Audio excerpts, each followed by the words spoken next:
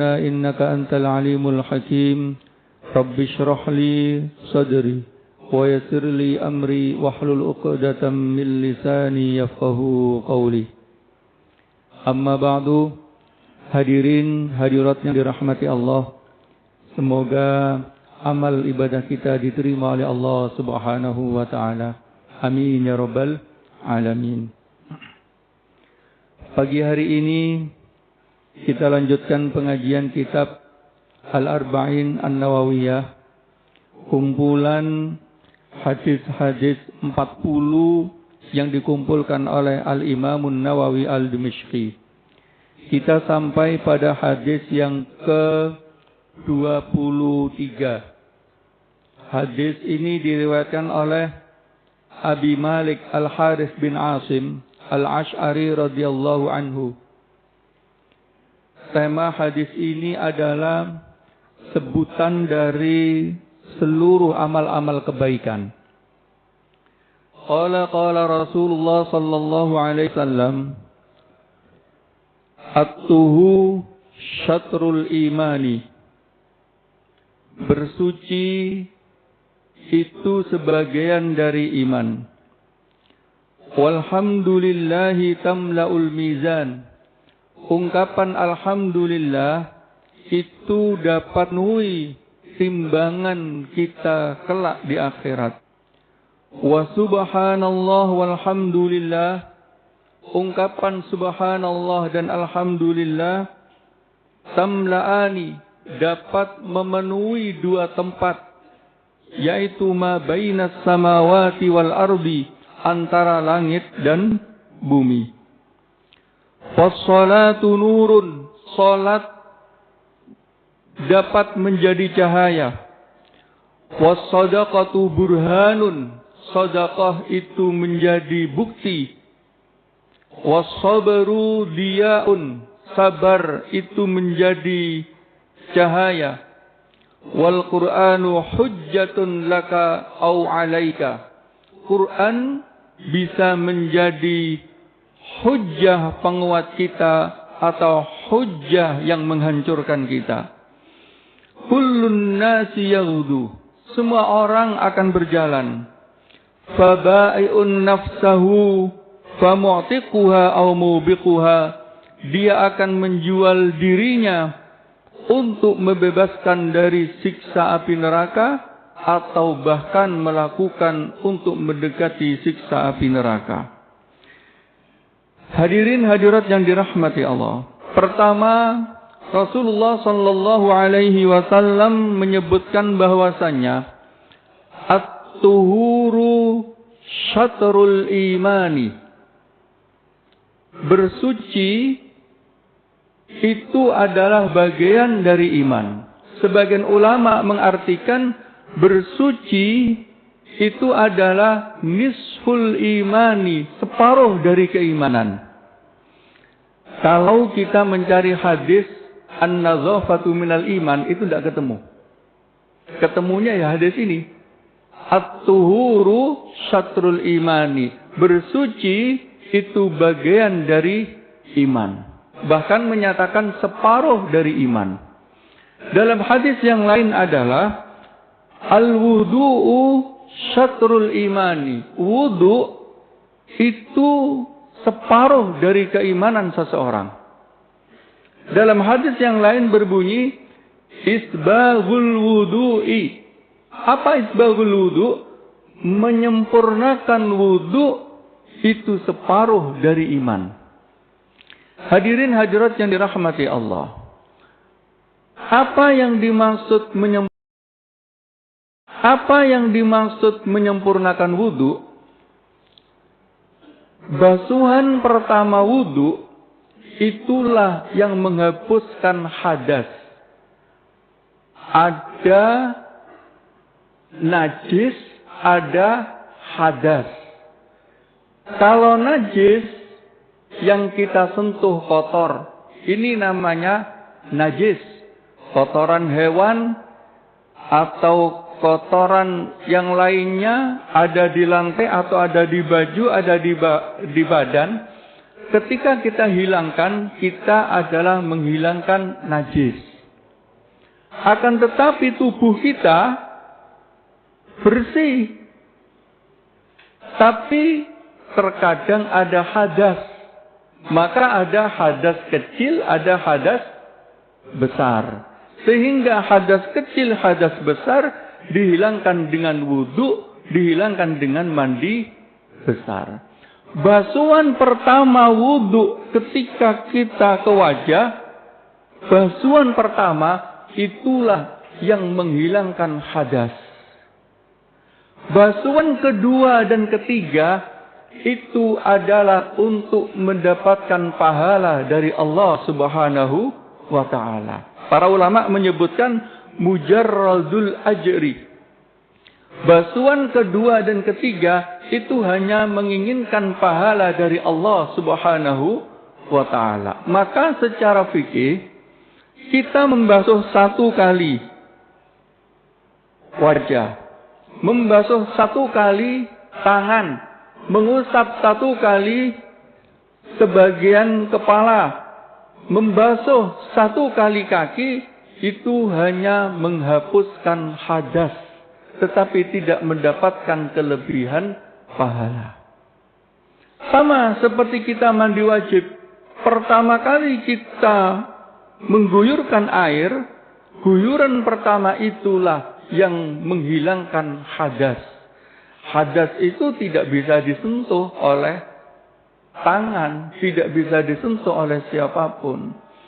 Maka para ulama menyatakan di antara pemahaman at-tuhuru syatrul iman adalah bersuci dari hadas kecil dan hadas besar akan mendorong kita tetap beriman kepada Allah Subhanahu wa ta'ala. Maka kalau kita lihat di Timur Tengah, itu rata-rata tempat wudhunya diberi tempat duduk. Karena wudhu itu dianggap sebagai ibadah tersendiri. Bahkan ada ungkapan, ketika wudhunya khusyuk, maka sholatnya khusyuk. Ketika wudhunya sempurna, maka sholatnya sempurna. Maka tidak dianjurkan, bahkan makruh wudhu itu tergesa-gesa. Tapi tidak boleh juga memubazirkan, israf dalam bahasanya, memubazirkan air yang keluar. Mengatakan saya ingin wudhu dengan sempurna tapi air terus mengalir. Nah, ini namanya israf. Israf itu memubazirkan air tanpa guna. Tetap wudhu disempurnakan. 1 kali, 2 kali, 3 kali mengikuti sunnah Rasulullah Sallallahu Alaihi Wasallam. Maka yang dimaksud dengan at-tuhur di sini adalah yaitu membersihkan diri dari hadas kecil atau hadas besar. Adapun kemudian di sana ada ajaran ketika hadas kecil atau hadas besar tidak boleh makan dan minum, tidak ditemukan hadisnya. Hanya mungkin kehati-hatian para ulama. Sebisa mungkin ketika makan tidak dalam kondisi hadas besar atau dalam kondisi hadas kecil. Sehingga beberapa para ulama menjaga wudhunya sedemikian rupa. Yang kedua adalah at-tuhuru syatrul iman, bertaubat kepada Allah Subhanahu wa ta'ala. Bahwa di antara yang bisa menjaga hati kita untuk tetap beriman kepada Allah Subhanahu wa ta'ala adalah menjaga kesucian hati. Menjaga kesucian diri kita di hadapan Allah Subhanahu wa ta'ala. Maka sebagian ulama memberikan resep mekaten. Ketika kita ingin mendekatkan diri kepada Allah, mungkin setelah salat tahajud, urutan mana yang paling tepat antara istighfar, salawat, dan la ilaha illallah?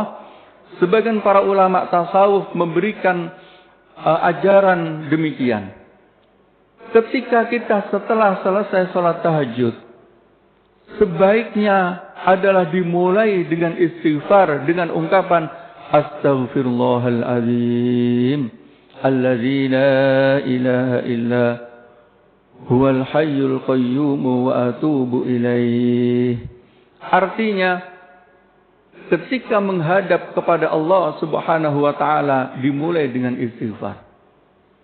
Bisa 3 kali, bisa 7 kali, bisa 21 kali, bisa 33 kali, bisa 100 kali. Dimulai dengan istighfar. Setelah istighfar membersihkan diri, mendekatkan diri kepada Allah dengan salawat. Karena salawat itu seperti mengharumi diri kita, mengharumi jiwa kita. Maka mulai membaca salawat. Allahumma salli ala Sayyidina Muhammad wa ala ali Sayyidina Muhammad. Kemudian yang ketiga, mengikrarkan diri bahwasannya la ilaha illallah, la ilaha illallah.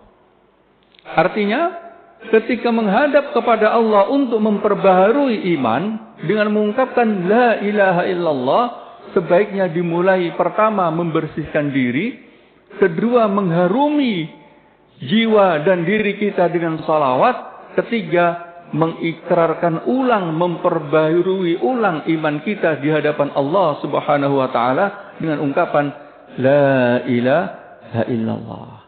Ini kalau dicari hadisnya juga tidak ketemu. Hanya ini yang diajarkan oleh para ulama ketika ingin mendekatkan diri kepada Allah Subhanahu wa taala.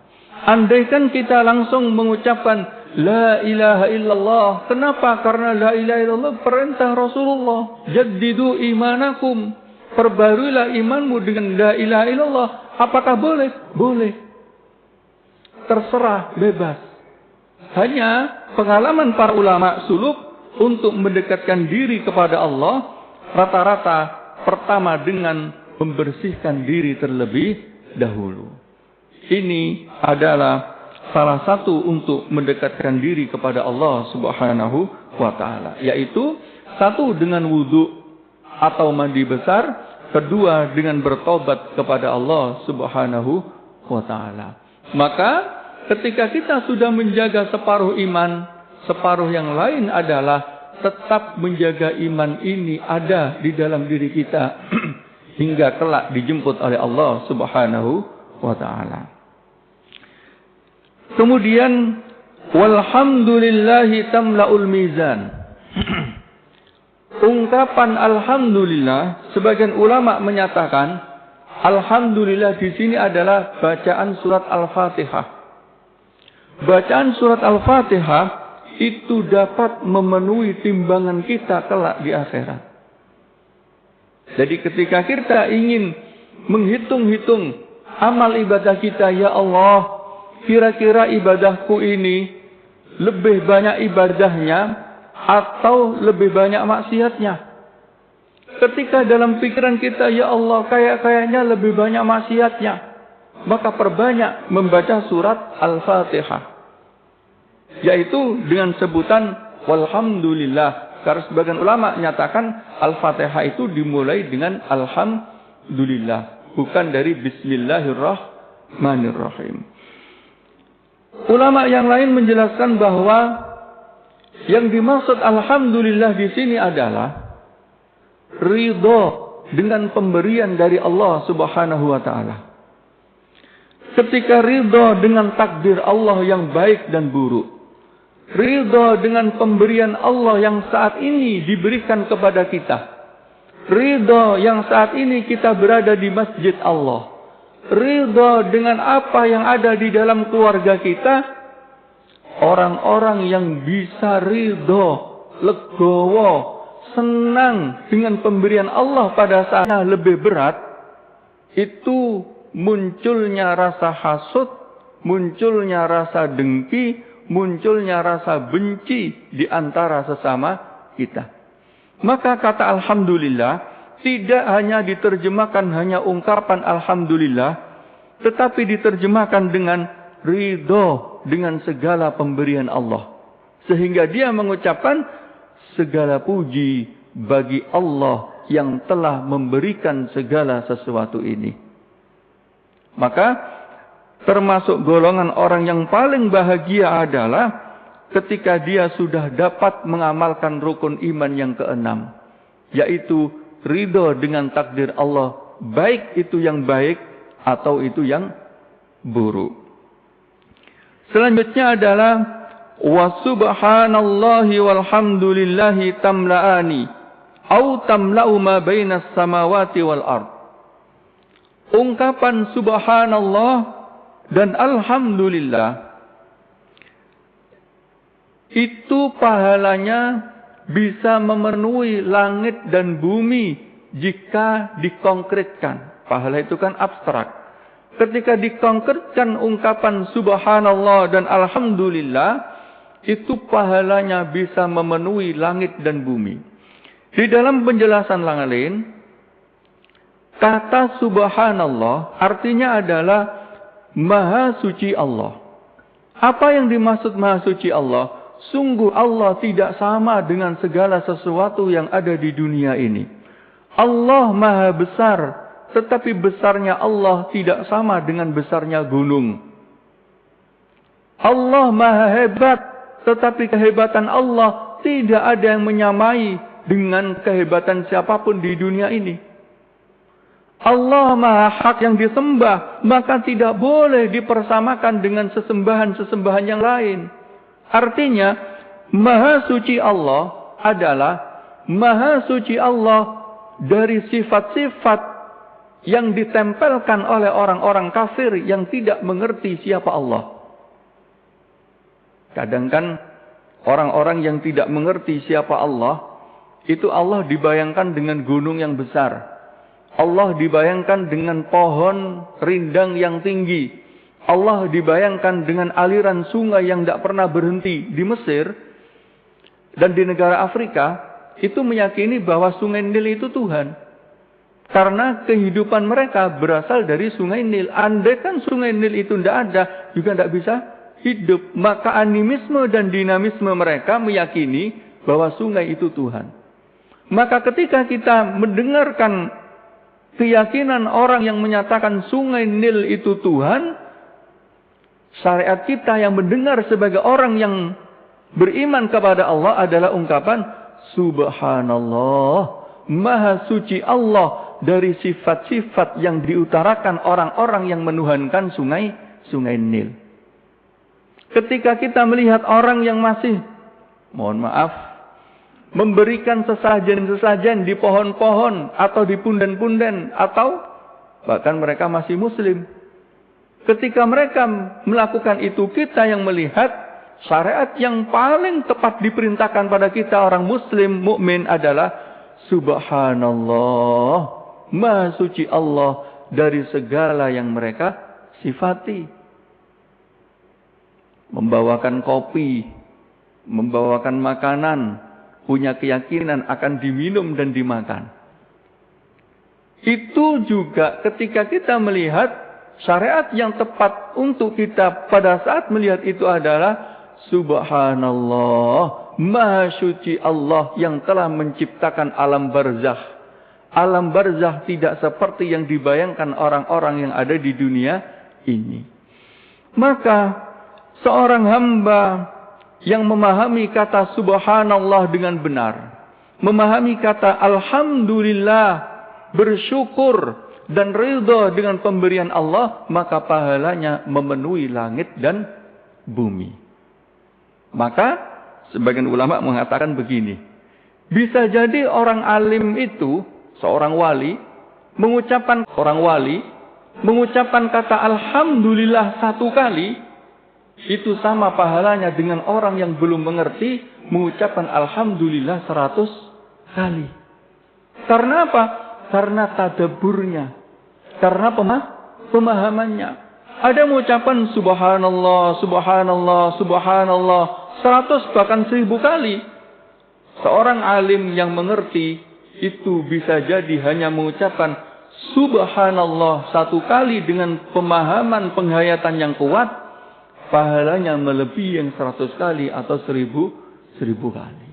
Maka ucapan subhanallah memang harus kita internalisasikan dalam diri kita bahwa ketika mengucapkan subhanallah, dalam diri kita langsung memberikan makna maha suci Allah atas segala sifat-sifat yang kurang, sifat-sifat yang cacat yang disematkan oleh orang-orang kafir. Alhamdulillah, segala puji bagi Allah yang telah memberikan seluruh kenikmatan di dunia ini. Selanjutnya adalah wassalatu nurun. Salat itu menjadi cahaya. Di dalam hadis yang lain, as-salatu imaduddin.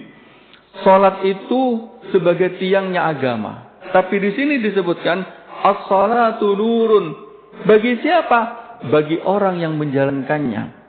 Di antara ciri umat Nabi Muhammad sallallahu alaihi wasallam adalah kelak di akhirat. Apa cirinya? Dalam hadis disebutkan, ciri umat Rasulullah sallallahu alaihi wasallam adalah fiha asarus sujud, yaitu di wajahnya ada tanda-tanda sujud.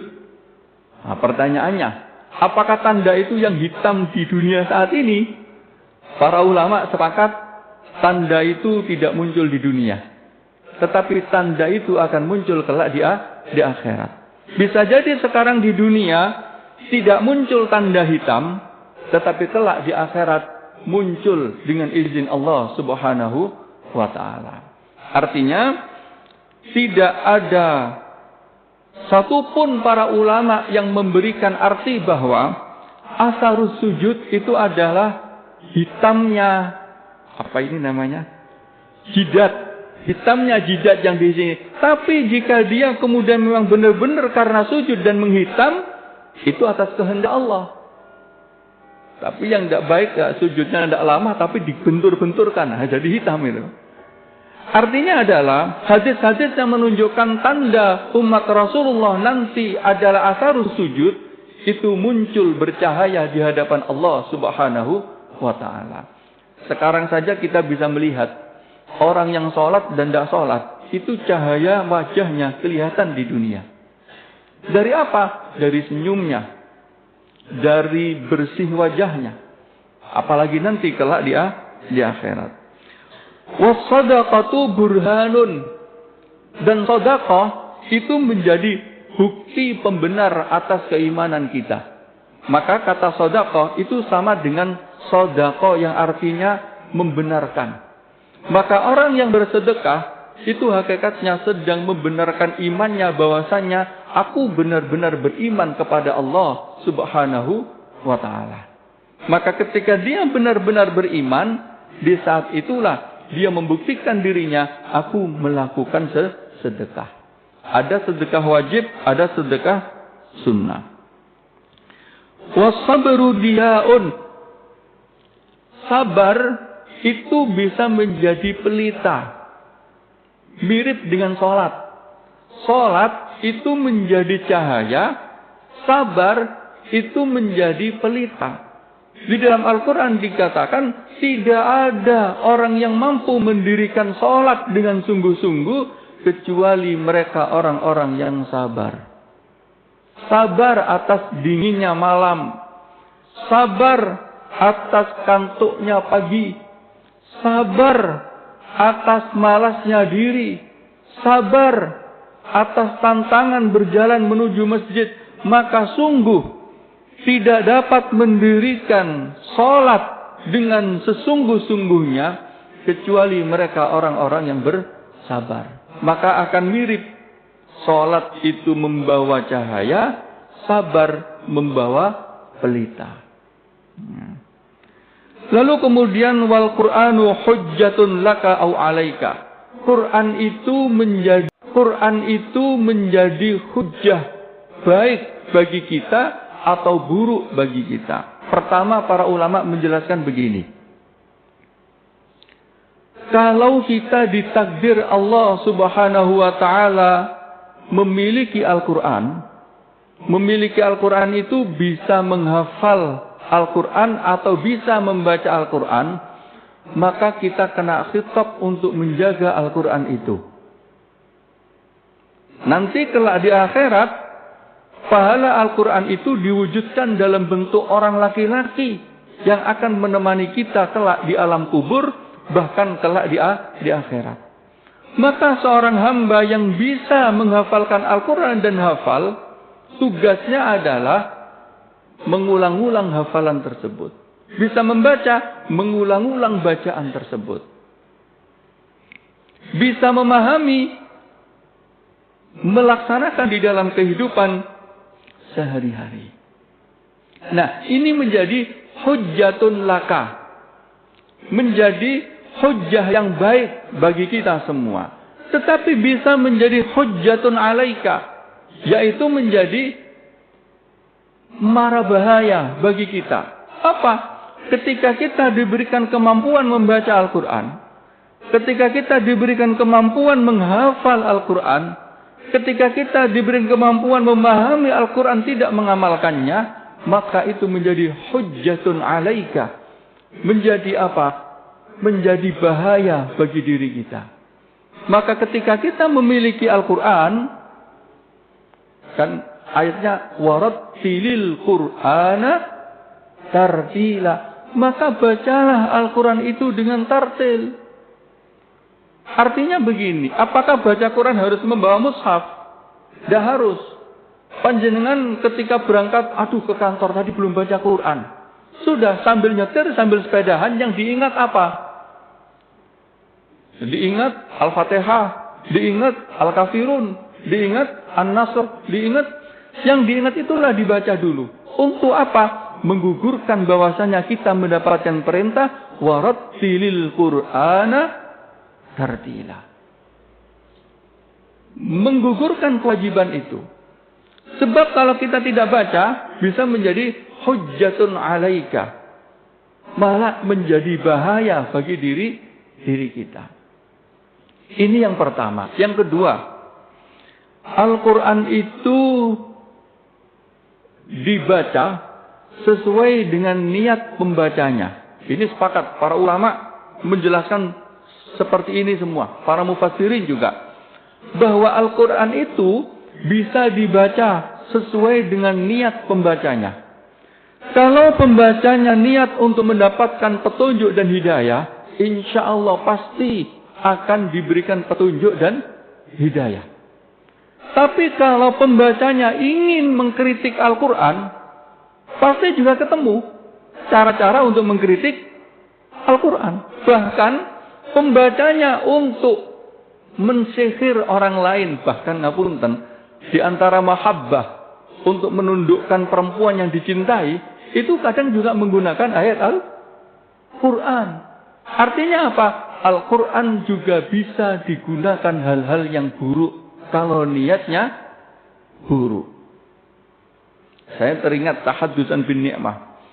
Ketika saya lulus kuliah, itu mau pulang tidak punya tiket. Akhirnya apa?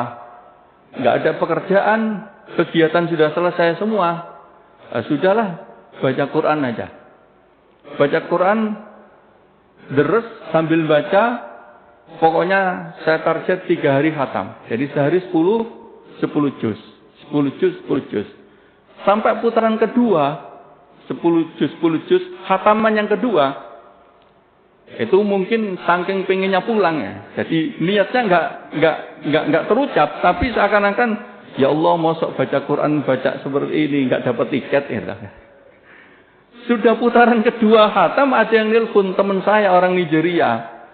Dia mendapatkan amanah dari orang kaya untuk membagi tiket ke hampir 50 orang diberikan untuk pulang ke negaranya. Mau hari raya waktu itu. Namanya Syamsuddin orang Nigeria. Marwan, saya dapat 50 tiket dari muhsinin orang kaya. Kamu mau tidak pulang? Kata. Subhanallah, dari siapa itu? Dari ini. Siapa itu? Dari ini. Kalau kamu pulang, saya daftarkan namanya. Setelah itu saya begini. Ya Allah, semoga yang saya baca ini dapat pahala ya Allah. Saya nggak niat untuk mendapatkan tiket. Tapi karena saking pengennya pulang, akhirnya juga tersentuh juga ingin mendapatkan tiket. Hanya karena membaca Al-Quran. Maka setelah itu jika punya hajat, sebenarnya yang paling mujarab adalah berusaha menghatamkan Al-Quran. Karena apa?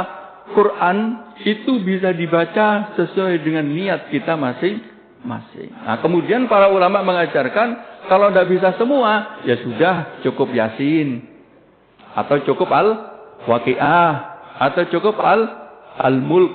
Tapi memang kalau bisa ya semua, dari Bismillahirrahmanirrahim Al-Fatihah sampai Qul a'udzu birabbin nas. Nah, tapi perlu hati-hati. Maka Al-Quran itu hujjatun laka au alaika. Kullun nasi yaghdu. Semua orang akan berjalan meniti kehidupannya. Tidak ada orang yang berhenti. Semua orang berjalan sesuai dengan waktunya masing-masing.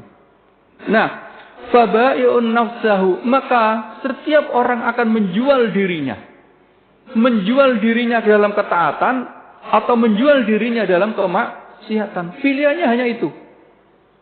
Kalau dia menjual dirinya di dalam ketaatan, maka dia akan menuju pada ridha Allah.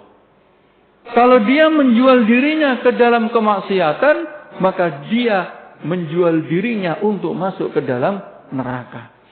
Pilihan hidup hanya itu sudah. Dan orang terus berjalan, terus akan memenuhi takdirnya masing-masing pada sampai ajal yang Allah tentukan untuk dia. Sehingga pilihan dia, ya Allah, aku tetap bertakwa atau meninggalkan takwa ini. Jadi pilihannya itu. Kalau aku tetap bertakwa, memenuhi panggilanmu ya Allah, pasti engkau yang akan memenuhi kebutuhan-kebutuhanku. Tapi kalau dia memilih jalan yang lain, jalan maksiat, maka hakikatnya dia sedang membawa dirinya kepada siksaan Allah Subhanahu wa ta'ala. Hadis ini diriwayatkan oleh Imam Muslim dan sahih dan menjadi nasihat yang agung dan dijelaskan oleh para ulama bahwa kehidupan kita memang tidak bisa tidak memilih. Harus memilih. Memilih untuk mujahadah berjuang di jalan Allah, baik berjuang untuk diri kita, berjuang untuk keluarga kita, atau berjuang untuk umat ini, artinya kita dalam posisi memilih. Bisa kita lanjutkan, kita teruskan, atau kita tinggalkan hanya untuk memenuhi kebutuhan dunia. Maka di sini dijelaskan juga tahapan. Di dalam memilih kehidupan akhirat, kalau memang untuk mampu hanya dirinya sendiri, sudah, yang penting yang berjalan dirinya sendiri. Kalau tidak mampu mengajak orang, cukup dirinya sendiri, waktunya sholat, waktunya puasa, waktunya zakat, waktunya memenuhi kebutuhan keluarga. Kalau sudah punya keluarga, minimal menjaga keluarga ini. Jadi mengajak mujahadah. Mujahadah itu apa sih? Bersemangat kuat untuk menuju ke jalan Allah. Kalau mampunya hanya mengajak keluarga, cukup keluarga. Pokoknya jangan sampai keluarga ini, istri dan anak-anak ini tidak mendekatkan diri kepada Allah. Nah, kalau dirinya mampu, kemudian mengajak keluarga mampu, maka mendapatkan perintah lebih mengajak masyarakat di sekitarnya. Jangan kemudian mengutamakan mengajak masyarakat, tetapi keluarganya belum diajak. Padahal dakwah yang paling berat itu bukan kepada orang lain, kepada keluarga sendiri. Kayak saya berangkat ini tadi, saya bangunin istri, saya bangun, anak bangunin. Tapi kan tidak tahu. Ya Allah, semoga mereka subuh bangun. Tapi biasanya memang bangun. Tapi kewajiban saya jangan sampai saya berangkat ke masjid ini, saya belum bangunkan. Karena itu adalah tugas saya pertama kali keluar dari rumah. Jadi keluar rumah, saya bangunkan, mau subuh loh ini, mau subuh, ayo bangun. Ayah mau ke masjid. Sebab kalau saya tidak melakukan itu, kalau sampai ada lewatnya, naudzubillah min dzalik, maka saya akan terkena dosa. Tapi kalau andaikan naudzubillah min dzalik lewat, saya ke sini, saya sudah terbebas dari dosa. Tetapi yang paling pertama diajak adalah keluarga. Nah, panjenengan semua di rumah bisa juga mengadakan majelis kecil-kecilan. Katakan setiap Kamis malam baca Yasin, doa. Selipkan sedikit nasihat paling tidak 5 menit. Karena itulah tugas kita ke dalam keluarga. Sebisa mungkin anak itu mendapatkan materi dari diri kita, nasihat dari diri kita, walaupun nanti juga dia mendapatkan nasihat dari orang lain. Maka mujahadah diri kita ini adalah diberikan pilihan oleh Allah. Apakah tetap kita mujahadah di jalan Allah atau tidak? Jika mujahadah di jalan Allah, mulai dari diri kita, dari keluarga, kemudian kepada masyarakat yang lebih besar. Sehingga kita selamat, keluarga selamat, masyarakat juga selamat. Jadi yang tidak boleh adalah dibalik. Masyarakat selamat, keluarganya tidak selamat. Jadi na'udzubillahi min dzalik. Walaupun sekolah sesekali diajak ke masjid, umur-umur kecil atau keluarga ayo ke masjid semua kalau Sabtu, Ahad gitu. Untuk merasakan betapa perjuangan melangkahkan kaki di subuh hari. Kalau tidak dibiasakan kadang berat juga. Bahkan tidak ada pengalaman yang indah dengan keluarga berangkat ke masjid di subuh hari. Baik, ini akhir dari hadis yang ke-23. Monggo jika ada yang ingin disampaikan atau ditanyakan.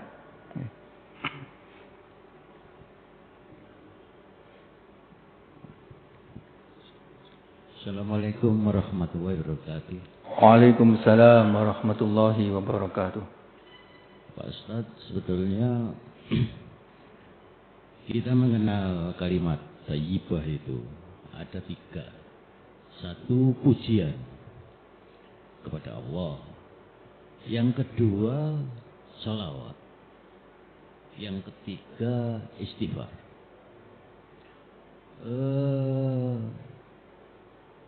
Dalam urutan zikir yang sering kita baca dalam tuntunan-tuntunan itu pertama adalah pujian kepada Allah. Yang kedua, sholawat. Yang ketiga, istighfar. Sedangkan istighfar setelah sholat itu sebetulnya kaitannya dengan sholat kita. Gitu. Jadi tidak ada kaitannya dengan zikir. Gitu. Nah, tadi disebutkan bahwa yang pertama adalah istighfar, sholawat, lalu puji-pujian. Mohon penjelasannya. Okay. Itu yang pertama. Yang kedua, apa perbedaan mujahadah sama riyadah? Demikian, terima kasih. Okay. Baik, terima kasih. Pertama, zikir kepada Allah itu memang tidak ada urutannya, tuntutannya di dalam Al-Quran dan hadis untuk zikir. Tetapi untuk memohon kepada Allah, meminta, memanjatkan doa, itu disyaratkan di dalam surat Al-Fatihah, yaitu memperbanyak pujian, baru kemudian memohon. Nah, para ulama kemudian memberikan penjelasan bahwa kalau memohon kepada Allah, mulailah dengan pujian kepada Allah. Lalu kemudian sholawat kepada Rasulullah Sallallahu Alaihi Wasallam. Lalu baru meminta kepada Allah. Ini adalah memohon, yaitu berdoa. Adapun tadi yang saya sampaikan itu, sebagian para ulama mengajarkan ketika ingin mendekatkan diri kepada Allah. Mendekatkan diri itu tidak mesti meminta. Pokoknya ingin dekat, munajat di hadapan Allah. Mulailah dengan istighfar, lalu harumkanlah diri dengan sholawat, baru memperbarui ikrar dengan ungkapan La ilaha illallah.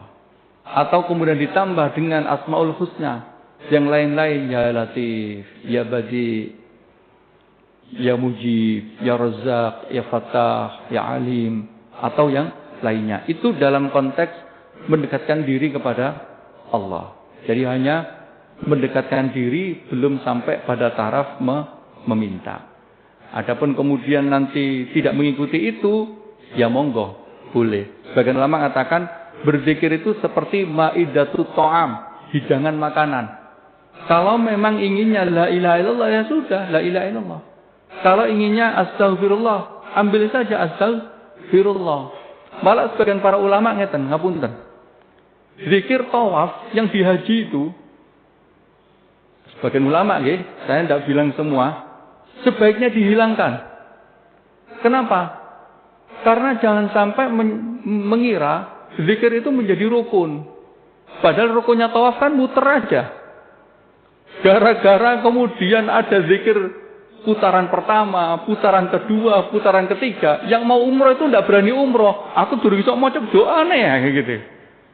Akhirnya apa? Duitnya disimpen naik. Akhirnya ada tanah dijual, tanah seair.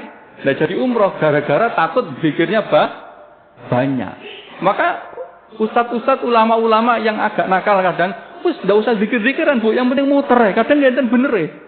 Karena memang di zaman Rasulullah tidak ada zikir itu. Zikirnya bebas. Yang diajarkan hanya mudah. Rabbana atina fid dunya hasanah wa fil akhirati hasanah wa qina adzabannar. Itu kan untuk orang-orang yang mujahadahnya tinggi, diberikan doa setiap putaran ini. Setiap putaran ini, setiap putaran ini. Ketika datang orang awam, sebaiknya tidak perlu diajarkan putaran pertama, putaran kedua, sa'i pertama, sa'i kedua. Yang ada apa? Lonta, umroh. Doa sakmene tebele. Akhirnya apa? Takut umroh, takut haji. Nah ini kok artinya apa? Zikir itu dalam rangka mendekatkan diri kepada Allah. Nah, apa bedanya kata mujahadah dengan riyadhah? Ini sebenarnya satu kesatuan, hanya beda istilah. Apa sih mujahadah itu? Dari kata jahada yujahidu. Kalau kita sering mendengar jihad. Nah, tapi jahada yujahidu itu adalah kalau di dalam bahasa Arab fa'ala yufa'ilu, itu menentang. Berusaha untuk menentang. Menentang siapa? Bukan menentang orang, menentang hawa nafsunya. Mujahadah pengennya tidur, bangun jam 2 nih kalau ngapunten.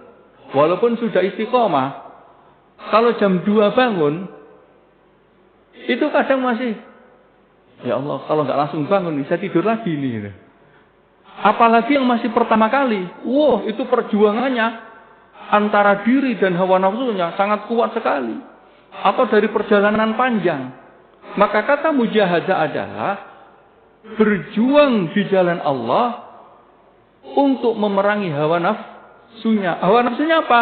Hawa nafsunya untuk enak, untuk istirahat saja, untuk makan tanpa batas, untuk minum tanpa batas. Nah, kata riyadhah itu dari kata riyadhatun, artinya adalah mengolah diri. Membiasakan juga mengolah diri. Mengolah diri bagaimana? Riyadhatun nafsi, mengolah ragakan jiwa kita yang biasanya makan tidak makan. Untuk apa? Untuk riyadhah. Yang biasanya tidur tidak tidur. Untuk apa? Untuk zikir kepada Allah. Itu namanya riyadhah. Jadi ini bisa dia tidak puasa tetapi dia pilih puasa. Dia pilih diam tidur bisa tetapi dia pilih riyadhah. Nah, riyadhah ini adalah jenisnya, yaitu mengolahragakan diri untuk mendekatkan diri kepada Allah. Mujahadah adalah posisi dirinya melawan hawa nafsu. Siapa sih kita yang tidak melawan hawa nafsu? Siapa sih kita yang tidak melawan hawa nafsunya? Semua kita melawan hawa nafsu. Sampai engkau ya Rasulullah, iya, sampai aku. Hanya saja dia sudah ditundukkan oleh Allah Subhanahu wa ta'ala. Itu antara riyadhah dan mujahadah. Monggo, masih ada? Sampun. Monggo. Terima kasih. Assalamualaikum warahmatullahi wabarakatuh. Waalaikumsalam warahmatullahi wabarakatuh. Sahnya sholat kalau wudunya benar, Ustaz. Pernah ditanya, habis mandi itu sholat. Apa itu? Wudu. Wudu dalam sebelum dia berhanduk. Jadi ini ada pertanyaan saya tidak bisa jawab. Itu langsung dari mandi, tidak berhanduk, tapi langsung wudu. Apakah itu wudunya sah? Jadi dia belum berpakaian, belum berhanduk, tapi setelah mandi dia langsung wudu. Yang pertama. Yang kedua, Nabi dan umatnya sampai sekarang menjalankan sholat setelah Isra Mi'raj, setelah pergi ke panggil Allah. Bentuk sebelum perintah sholat, Nabi bentuk bersujud itu kayak apa? Ini nih pertanyaan yang nyeleneh sebetulnya. Bentuk daripada sujudnya, kalau sholat jelas itu sekarang sudah kita alami. Nabi sebelum menjalankan itu kira-kira bentuk sujud atau kepada Allah itu kayak apa? Demikian. Assalamualaikum warahmatullahi wabarakatuh. Waalaikumsalam warahmatullahi wabarakatuh. Baik. Pertama, apa hukumnya mandi langsung wudu? Mandi langsung wudu itu boleh. Karena syarat wudu tidak harus menutup aurat. Jadi jenengan mandi, jebyur, setelah mandi langsung wudu.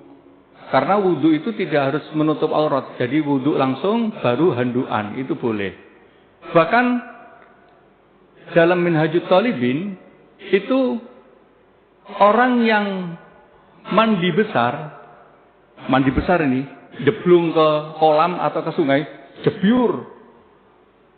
Nawaitul husla li raf'il hadasil akbari. Itu wudunya sudah kena.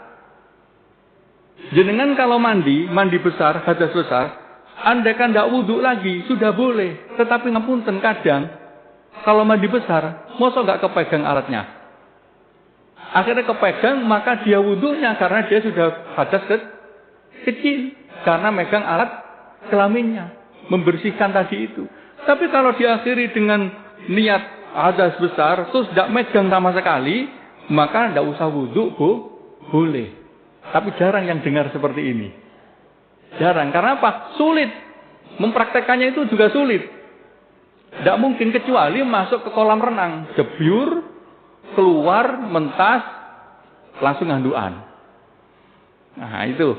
Jadi kenapa logikanya? Para ulama menjelaskan, kalau hadas besar saja hilang, maka hadas kecil pasti juga hilang.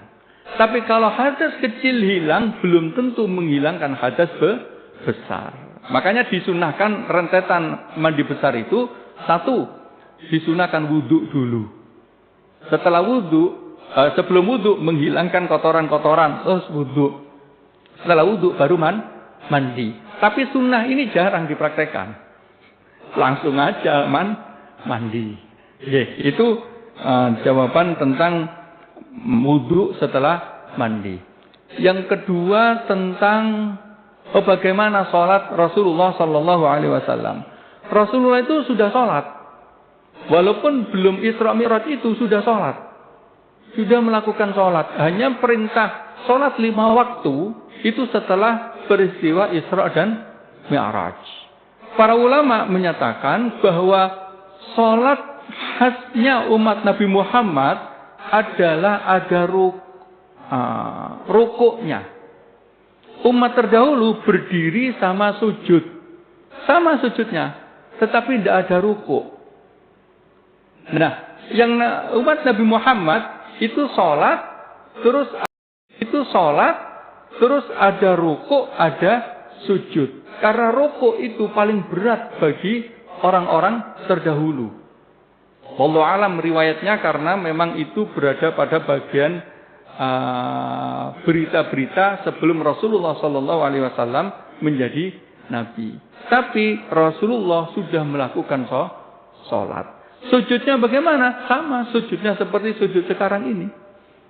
Nah, sholat itu sudah ada. Zaman Nabi Musa juga ada sholat. Bahkan yang menasehati Nabi Muhammad untuk minta keringanan terus adalah Nabi Musa.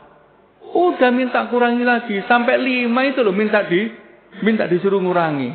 Tapi andaikan Rasulullah masih naik lagi, paling tinggal mungkin 3 gitu. Atau hanya 1, wallahu a'lam. Tapi tetap ya memang disyariatkan 5. Artinya adalah panjenengan coba masuk ke gereja-gereja Koptik. Itu ibadahnya kayak sholat. Saya pernah masuk. Hanya memang nggak ada ruku. Nah, mereka sholatnya nggak. Kalau kita kan jamaah rapi, Allahu Akbar. Mereka nggak, hanya sendiri-sendiri. Jadi berdiri, baca, langsung sujud, terus duduk antara 2 sujud itu, sujud lagi, berdiri lagi. Artinya adalah ajaran sholat itu sudah ada sejak zaman dahulu. Hanya kemudian perintah sholat 5 waktu itu langsung Rasulullah Sallallahu Alaihi Wasallam diminta menghadap kepada Allah. Sehingga yang dikenal dengan peristiwa Isra dan Mi'raj. Nggih, demikian. Sampun nggih? Nggih, monggo kita tutup dengan doa. Semoga pertemuan kita diberikan manfaat dan barokah oleh Allah Subhanahu wa taala. Al-Fatihah. A'udzu billahi minasyaitonir rajim. Iyyaka na'budu wa iyyaka nasta'in. Shiratal ladzina Bismillahirrahmanirrahim. Hamdan na'imin, hamdan syakirin, hamdan yafi ni'amahu wa yukafi'u mazidah. Ya Rabbana lakal hamdu kama yanbaghi li jalali wajhikal karim wa 'azimi sultanik. Allahumma salli wa sallim wa barik ala sayyidina Muhammadin wa ala alihi wa ashabihi wa man tabi'ahum bi ihsan ila yaumiddin. Allahumma ij'al jam'ana hadza jam'an marhuma wa tafarruqana min ba'di tafarruqan ma'suma wa la taj'al fina wa la minna wa la bainana syaqiyan wa la matruda. Allahumma ij'alna wa ahlana wa auladana wa talamidana min ahli al-ilmi wa min ahli al-khair wa min ibadika as-salihin wa min ulama'ika al-'amilin wa min aghniyaika asy-syakirin wa min hamlati al-Qur'an wa la taj'alna wa iyyahum min ahli asy-syarri wadh-dhair. Allahumma faqihna fid din wa 'allimna at-ta'wil. Allahumma faqihhum fid din wa 'allimhum ta'wil bi rahmatika ya arhamar rahimin. Rabbana atina fid dunya hasanah wa fil akhirati hasanah wa qina adzabannar. Wa sallallahu ala sayyidina Muhammad. Alhamdulillahi rabbil alamin. Amin ya rabbal alamin. Demikian yang dapat kami sampaikan. Mohon maaf atas segala kekurangan. Wallahul muwaffiq ila aqwamit thoriq. Wassalamualaikum warahmatullahi wabarakatuh.